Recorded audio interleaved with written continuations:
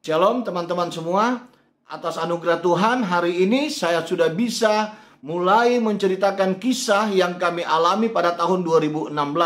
Dan biarlah kita semua ada dalam perlindungan Tuhan, dan biar nama Tuhan Yesus saja yang ditinggikan. Amin. Suatu kali setiap saya berdoa, saya melihat selalu ada darah. Nah, saya tidak tahu apa artinya.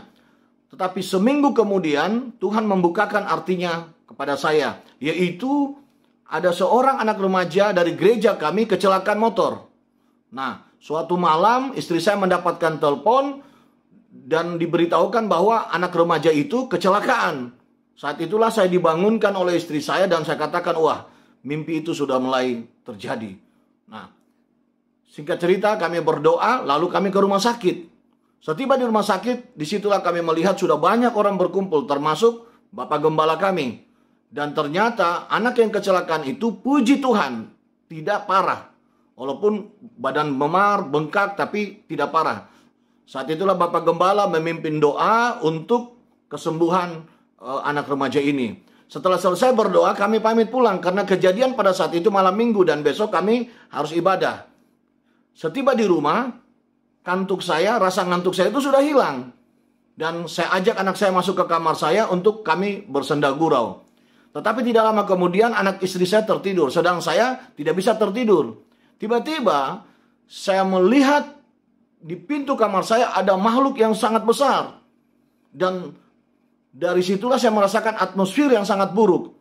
Tetapi saya pikir ini halusinasi. Nah, tetapi ternyata dari mulut makhluk itu ada suara berkata yang jelas saya dengar telinga saya, tetapi hanya saya dapat mendengar. Di situ dikatakan bahwa malam ini kamu tidak selamat, keluargamu tidak selamat, termasuk Bapak Gembalamu. Nah, saat itu saya katakan, di dalam nama Yesus kami semua adalah milik Tuhan Yesus, dan Tuhan Yesus yang menentukan hidup mati kami. Tuhan Yesus menentukan keadaan kami, masa depan kami. Tuhan Yesus yang tentukan. Dalam nama Yesus saya hancurkan kuasamu. Nah, saat itu juga makhluk itu pergi, hilang. Tetapi kemudian tiba-tiba saya muntah darah. Terus saya muntah darah. Dan lalu ada satu kekuatan yang mencoba menjatuhkan saya, sehingga saya bergulat. Tapi saya jatuh di kursi kerja saya. Puji Tuhan, untung saya jatuh di kursi kerja saya. Dan setelah saya terduduk di kursi kerja saya, disitulah anak istri saya bangun. Dan saya katakan kepada anak saya, cepat ambil gitar dan cepat menyembah Tuhan. Saat itu saya mengalami sesak nafas. Saya tidak tahan lagi, saya mengalami sesak nafas. Lalu saya berupaya memanggil nama Tuhan Yesus. Tiba-tiba ada suara lembut berkata, sembahlah aku di dalam roh. Nah, saat itu saya mulai menyembah Tuhan. Saya mulai paksa diri untuk menyanyi, menyembah Tuhan. Tiba-tiba kekuatan saya kembali pulih.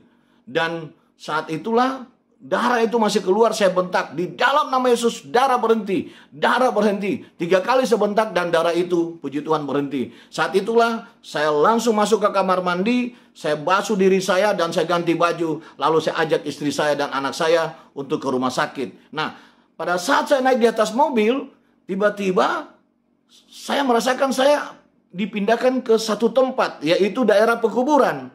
Disitulah ada suara mengatakan, nasibmu akan seperti ini.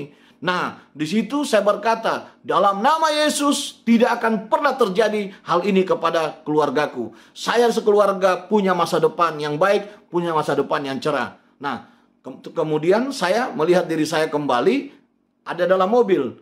Dan tidak lama kami tiba di rumah sakit.